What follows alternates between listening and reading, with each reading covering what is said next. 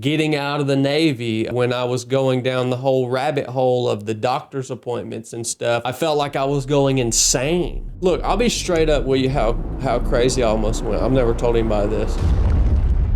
You know, when I left the Marine Corps, I struggled for a while. People have asked me, was it combat trauma? Was it this or that? I don't know about all that, but I know for sure that it was an identity issue. I was so wrapped up in what I had done in the Marine Corps and who I thought I was in the Marine Corps and all that stuff, that when I left that behind, I didn't really know who I was anymore. And it almost shipwrecked me. I mean, I almost lost my wife and kids to the point where, you know, I often would think, there's just no reason for me to even be here anymore, because my identity was so wrapped up in that thing that had ended.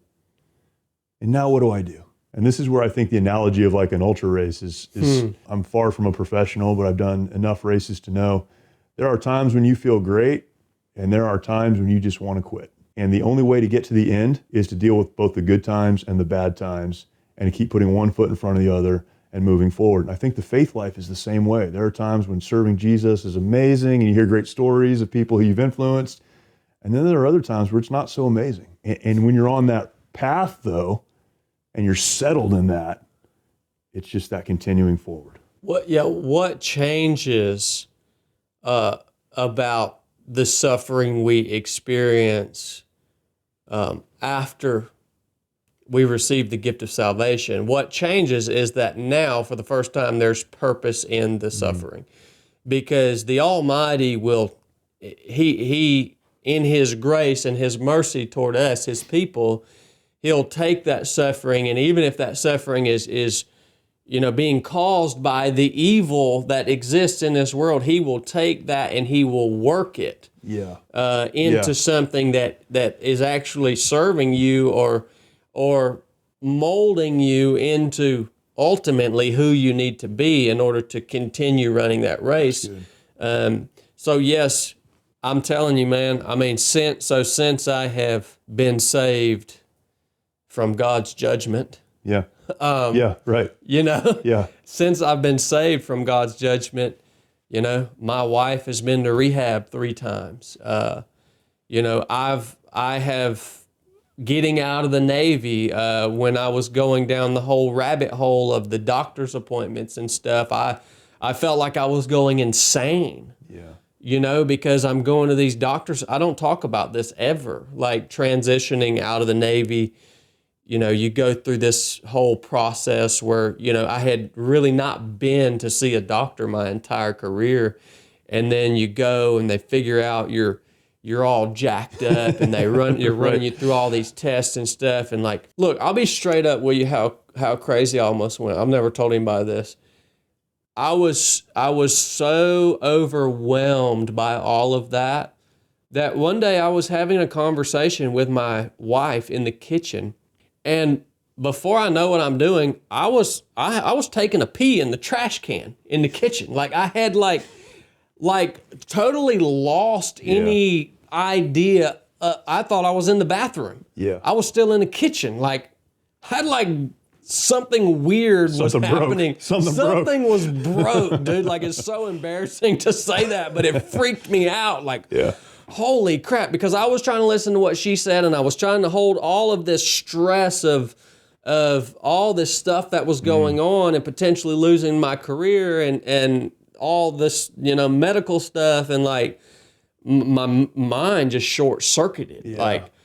So like that's really embarrassing. I'm sure maybe somebody listening has experienced that kind of disassociation in some sort of way, shape, or form. But like, dude, I was a solid believer in Christ at that time. You know what I mean? No, it hasn't been easy, man. I've had to watch, my loved one suffer. The woman that God made for me, I've had to see her suffer through addiction and a real struggle with anxiety. And for me, that's even more painful than something that's happening to me personally. I've had health problems since I've been saved from God's judgment. Just last year I had a massive blood clot develop in my leg, and it took me out. I wasn't able to do the things I wanted to do for a long time. It's like all of these things continue to happen, but if you will you must endure. You must endure. You must endure, because I can promise you that what is going to come from that is going to change you into someone who can better serve That's good. the world, right? That's good. I mean, every time, it never fails. Like, it's no question. I mean, this phrase, run with patience, is the word that's used. That's endurance. Run with patience. Oh, patience. Out on the trail yesterday, I don't know his name, the guy who was motivating, walking the trail, had the bullhorn, the whole James Ward. One time coming up the hill, he was on that bullhorn yelling, and he just kept saying, "You need to be patient. Just be patient. Just be patient." And man, that hit me so, like, that's what endurance is all about. It's about patience. Man, come on. And when we're told here, you have to run with patience, that's what people miss. They can't do it. It's the endurance. They're like, you know what, I'm out.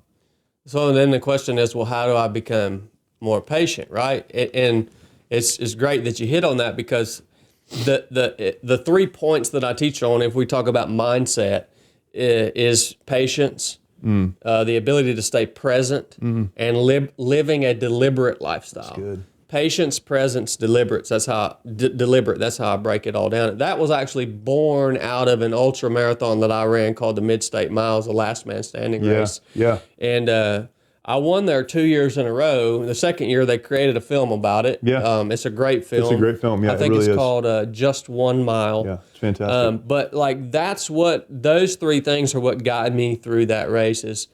It wasn't that I was in any better shape than anybody there. There were actually runners there who their resume was like, both years, was like way better than mine. Yeah. Like guys who ran for the American National Ultra Running Team, held world records in 24-hour races.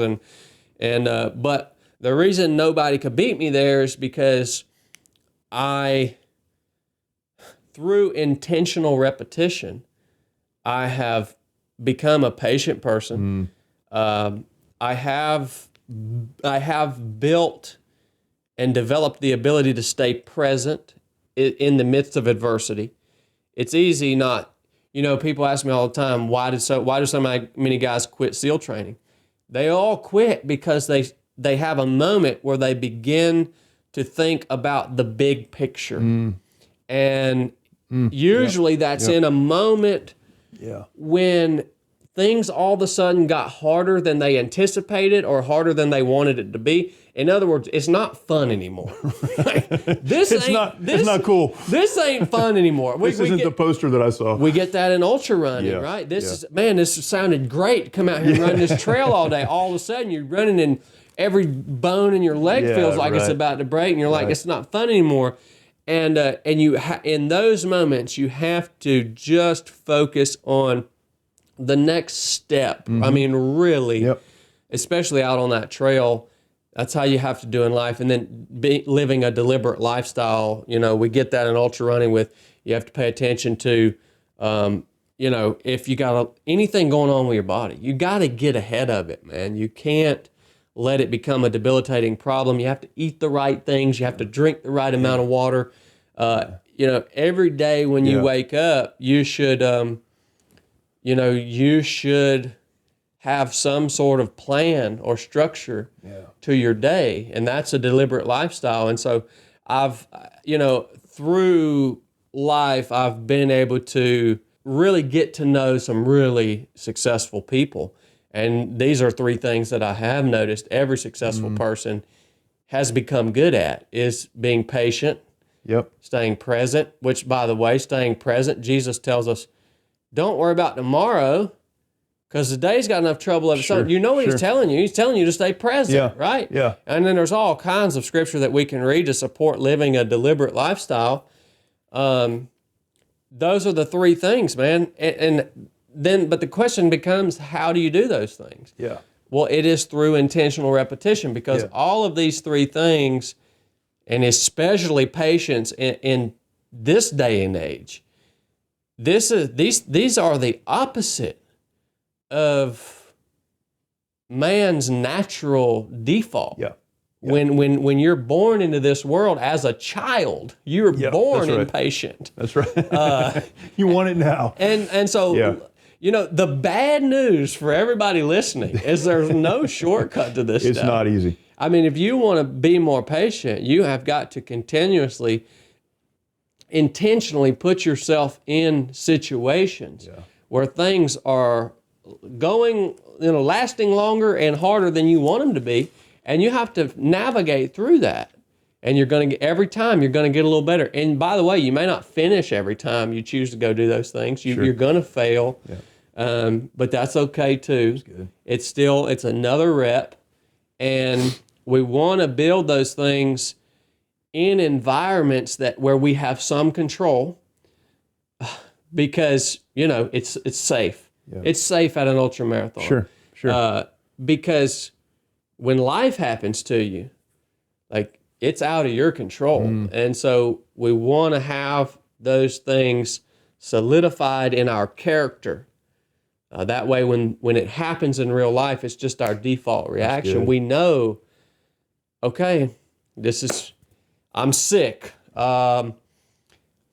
Somebody's suffering. I want to start this new business. Okay, I know. I'm going to have to be patient. It's going to take way longer to get to where I want to go than I could have ever imagined. That's good. At the start of every journey, I have that in mind. At the start of that race yesterday, I knew there was going to be a moment that I didn't want to run anymore. Yeah. That was the moment I came there for. And for me, that was the 10th lap. That's good. That I ran 9 That was pretty laps deep. Yeah. For 4 miles of growth. Yeah. That was it yesterday. Yeah.